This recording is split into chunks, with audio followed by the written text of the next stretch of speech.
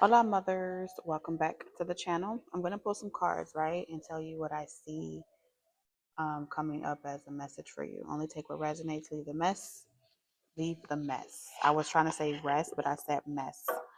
Okay, so something is a mess and spirit is already here. So without further ado, honey, let's jump into your reading and do what it do. I need some water.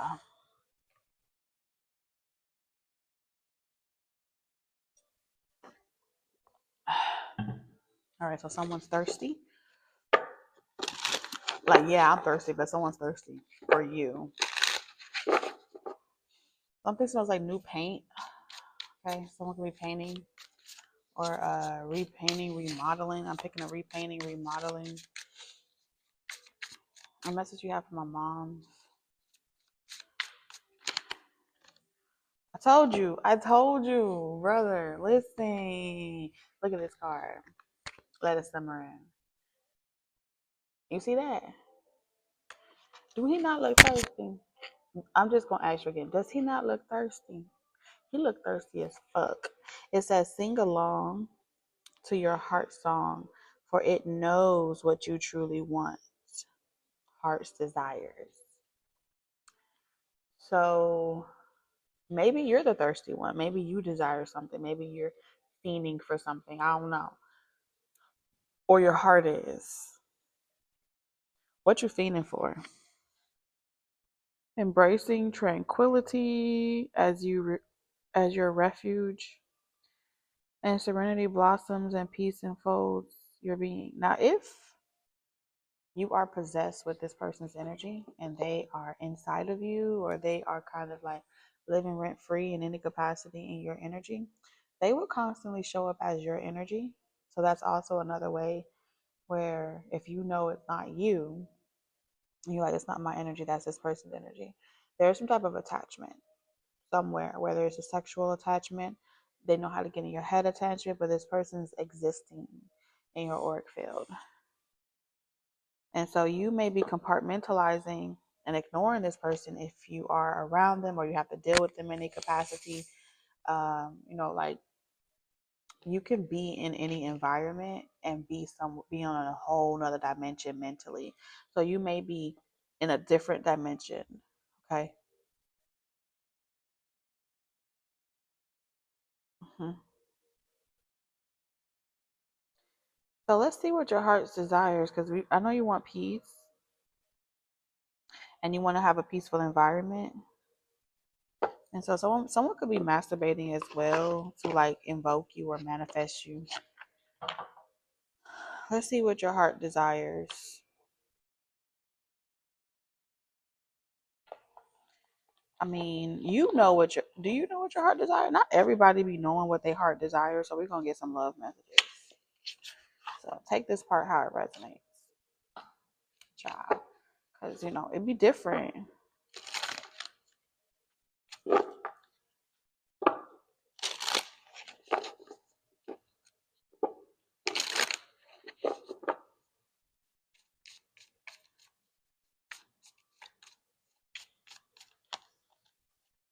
All right, so you want this person to stop looking, stalking, and watching you. It's what you truly desire. What does this person desire? You want this person to stop loving you, stop watching you, leave you the fuck alone. Okay, this person desires having you as one of their unconventional options. One night stand. They want you on their string. They want you a part of their soul tie. Toxicity or addiction. Healing heartbreak, abusive relationship. This person got 3 or more people that they deal with. Addiction. And they like to have everybody on a ring, on a string. They call them they hoes. Everybody's addicted to them. Death. This is like, it could be a Scorpio. You're cutting this toxic person out of your life. Not enough. Lacking confidence, self-sabotage, ego, and fear, frustration. And this person is saying, you're not serious. You just need to get your energy up. So someone's waiting for you to like boost your energy, boost your confidence so they can come in and the dog shit out of you and resuscitate themselves. Someone here is trying to resuscitate themselves off of your energy. Okay, whoever this person is, whoever this man is here, there's a man that has 3 women at most that they rotate between. One of you guys is like no second chances, is over. What's dead is dead, what's done is done, coming back from that. That person is healing beyond this abusive relationship. There's another person that's addicted. And so there is a woman that's addicted to the one that's healing from the relationship or the connection.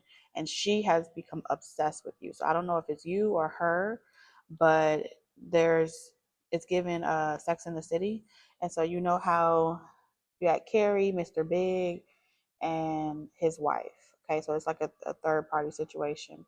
So somebody is Carrie, someone is the wife, and someone is Mr. Big. The truth of the matter, the gag is Mr. Big never really loved Carrie. His idea that he lost something that he couldn't have made him want her more because it was an ego thing. Which is why when he died, he left everything to his wife. Okay.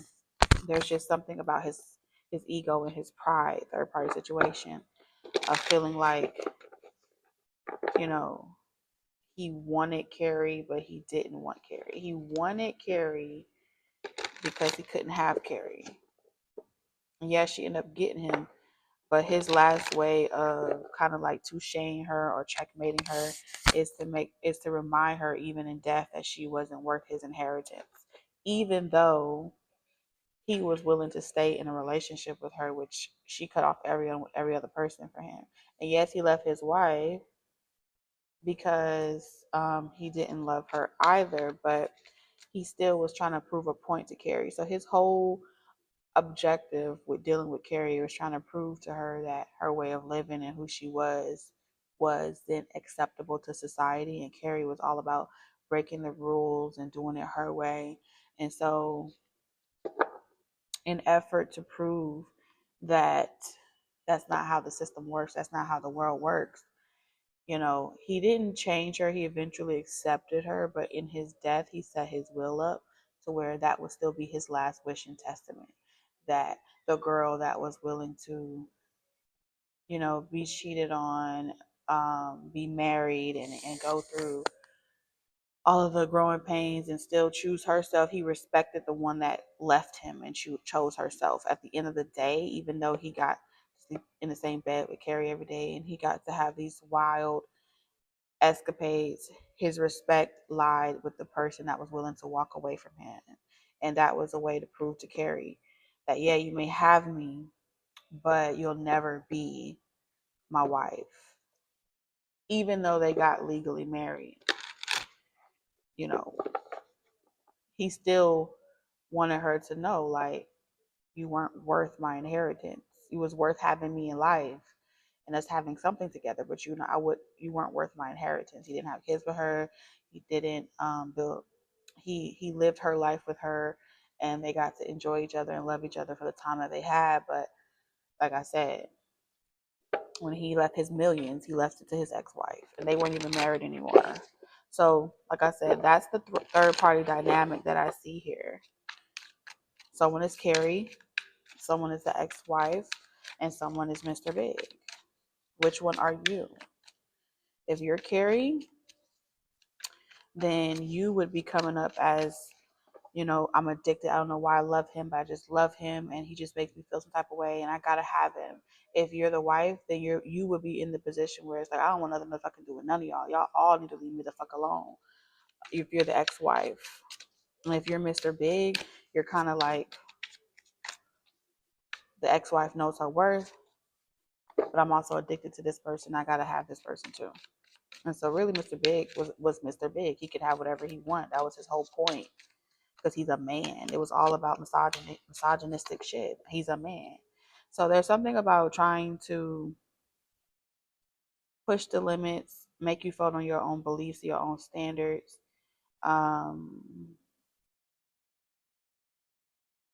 When you feel like so many people Like right now, if you're Carrie, Mr. Big or whoever this guy is, he would be trying to make you, you're at the phase of the story where he would be trying to pretty much make you see that like society doesn't like someone that doesn't want to conform. Society doesn't like someone that wants to be this free spirit, this free bird.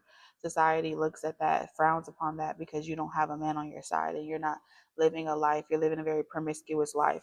He would be indirectly being passive aggressive around the parties that he invites you to, how he doesn't want to bring you around. He's not trying to introduce you to his family or to the people that he respects. Um, and it was an on and off thing with Mr. Big. He may be coming back confessing love and giving you just a little bit, but again, he would want you to feel the emotional rug being ripped underneath you when he puts you in situations where he'll take you out, but no one else knows you're there. You know, they won't even recognize it's you. It's like he's someone here. They do not have any plans at all of having more than this emotional gratification with you. It's like a cup satisfaction. You saw the coffee here? It's like when you have something to talk about, when we have something to do, when I need sex, I come look for you. And that's how he treated Carrie. So we have the Three of Wands in reverse. So I see you getting to the point where you're like, I want more than that. My love is worth more than that. I'm not settling for somebody that just wants to give me a little bit. And so you are pushing the limitations. And if you're Carrie, you're pushing the limitations. If you're the wife, the ex-wife, you're setting firm boundaries and you're not waiting for shit to hit the fan. You're pretty much cutting people off in such a way where it's like,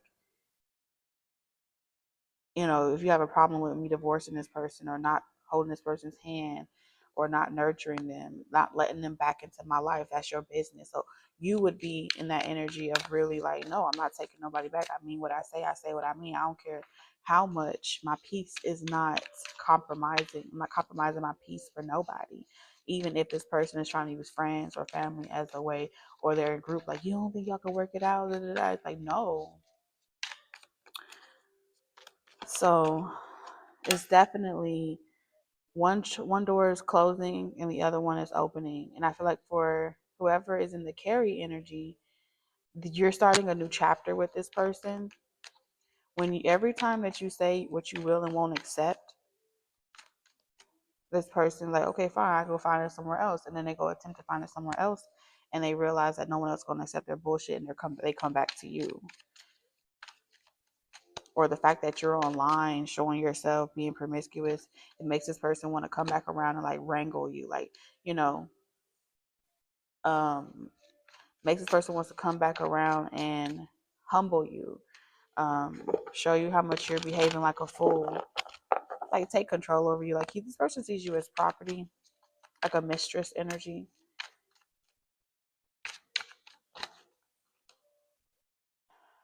He wants you to be exclusive to him, like playing with like having a lizard and playing with it, or having a snake and playing with it, teasing it. This person likes to tease you. They like you to be a fool. They like you to be like emotionally distraught over them. It feeds their ego because they're definitely not getting their ego boosted wherever they're at. This person here is um they're out here being a fool, a nut. And they feel like you be out here doing the same thing, like going places, traveling, being a fool, thinking that you can have the life that you want, but they have no control over you. They're like, oh, you're not happy. You're gonna eventually find out there's nothing in the streets for you, or something like that.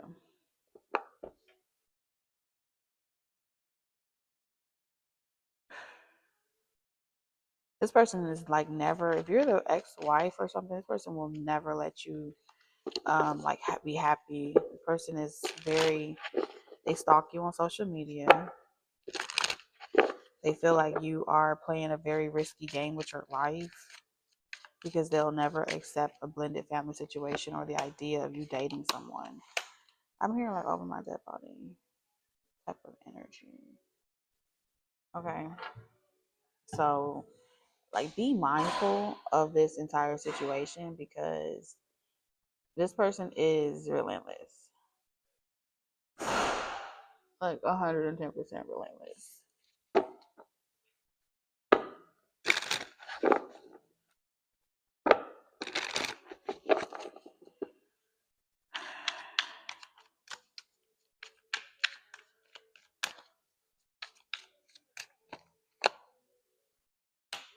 Yeah. And so like if you're the ex-wife in this dynamic, this person wants you to feel they like to date other people or like do them like treat other people, take them out, splurge on them in the way that they can, because they feel like it's like a slap in your face. You will regret it. It's like you could have had forever with me or some version of a happy life if you could have just let go of the past. We could have had something consistent going on. But now I gotta go. This person saying like, now I have to go out here and fuck other bitches. Now I gotta go out here and be a player, a thought. And this person is like, if having your peace and sanity is worth being single for the rest of your life, that's all. That's the most that you'll be able to do is be single for the rest of your life. As long as I'm alive, okay.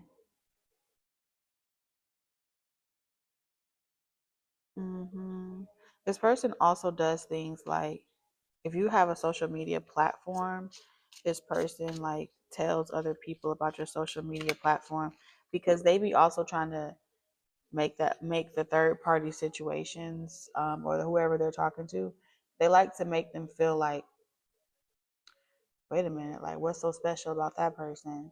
And so it's like a part of this person's ego dance where when they plant the seed or the idea that where they're like, oh yeah, you're always on social media doing X, Y, and Z. Eventually, the next time they talk, they may say your first name. The next time they talk, they may say your last name. And so they are planting a seed in that woman because they want her to go and search you up. And if they search you up and they start to see that they're acting different, it's a way of them to kind of like use both women to stalk each other or try to use both women. Remember, Carrie stalked that ex-wife. The ex-wife did not give a fuck about Carrie. She wanted to be the fuck left alone, and that's how the story ended. It got to a point where Carrie's fucking was fucking doing the most even after he died. Yeah, the karmic energy, like an entanglement. So it fed his ego to feel as if he was always trying to make Carrie feel like, what's wrong with me? Why don't you choose me? Why am I such, why am I not valued? Why don't you see my value? Why don't you see my worth? And he really saw Carrie as like a bottom feeder. Not because of the money, because he had money. That wasn't a situation. For Mr. Big, the issue for him was he didn't like Carrie's confidence. He didn't really care for Carrie's optimism, how she went through the world like she was fucking main character. And so for him, it was like predatorial. How can I humble you?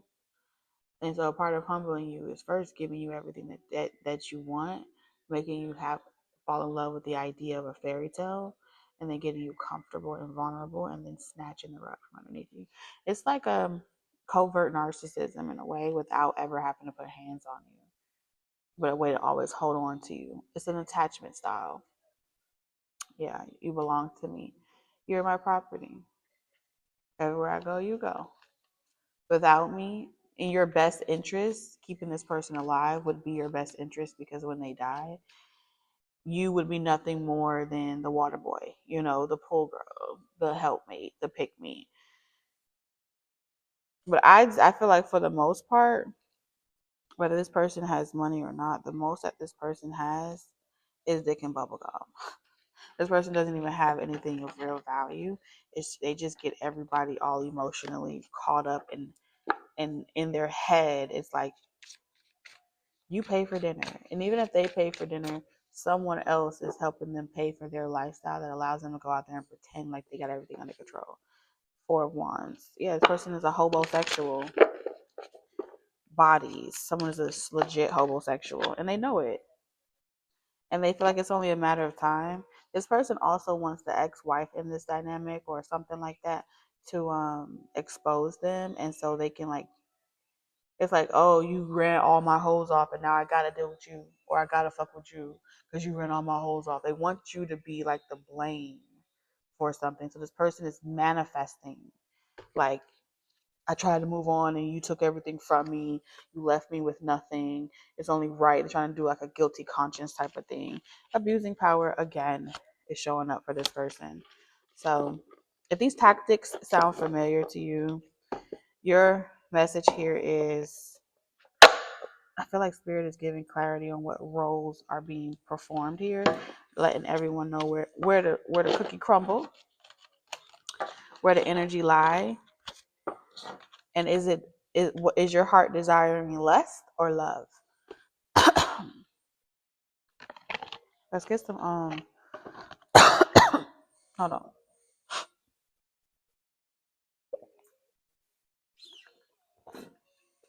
Oh my God. God loved us when He made water. When she made water, He made water, whatever the fuck you believe in. I don't give a fuck.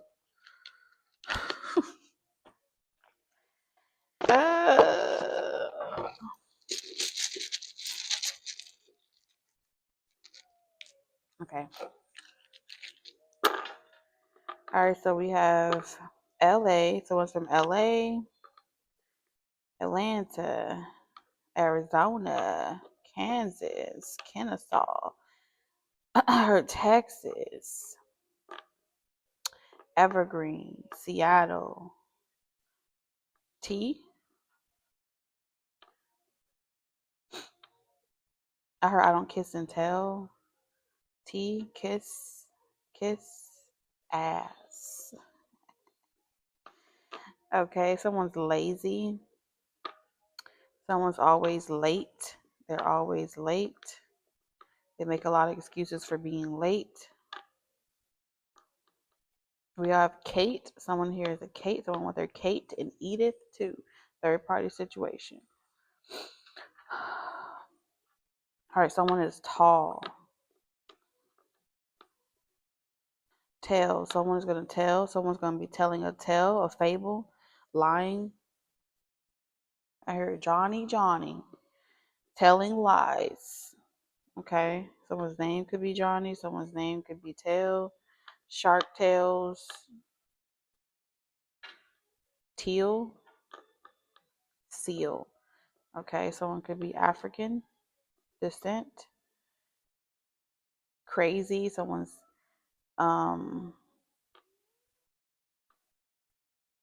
we have Zaya. Zales. Okay. Someone's engaged or getting engaged. SAT.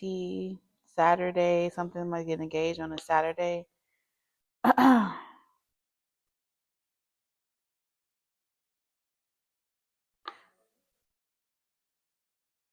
Someone wants a clean slate with you. They feel like you won't give them a clean slate. Okay, your initials could be KSLATEZA, first, middle, or last. Someone wants a clean slate with you because they're on their ass. Someone says that someone's crazy.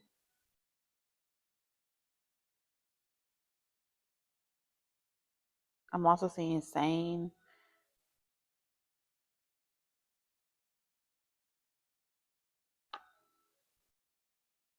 Arkansas, Kazakhstan. Okay, we got ask. Someone wants you to ask. It's too late to ask. Too late to apologize. It's too late. Yeah, someone's too late. It's too late, asshole. It literally says ask late. Too late to ask. Okay.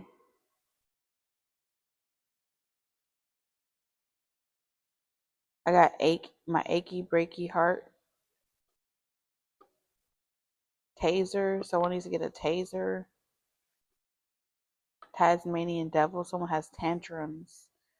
Tantrums all night long. I'm seeing Ags AL. Who's AL? Lizette, Annette, easy. Someone's very easy to talk. Ags, someone they're very easy to talk to. So if you've been curious to like talk to someone or ask them something, I feel like someone wants you to talk to someone and ask them something, or vice versa. Ask someone about a tale that someone told you. Tale as old as time. Beauty and the Beast. Okay, he was definitely a narcissist. Very big ego. So it could be taming a big ego. Um, Allie, I'm hearing Allie, Al, Kel. Someone is getting out of a cell.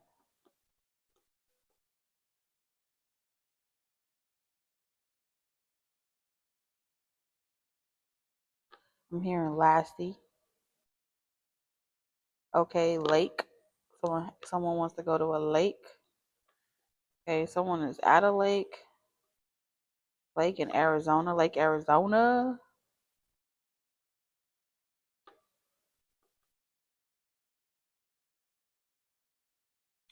St. Lucia, something about a lake or something like that, body of water in St. Lucia. Okay, these are all the like random messages that I'm getting. Take what resonates, leave the rest. I'll catch you guys in the next one. Bye, moms.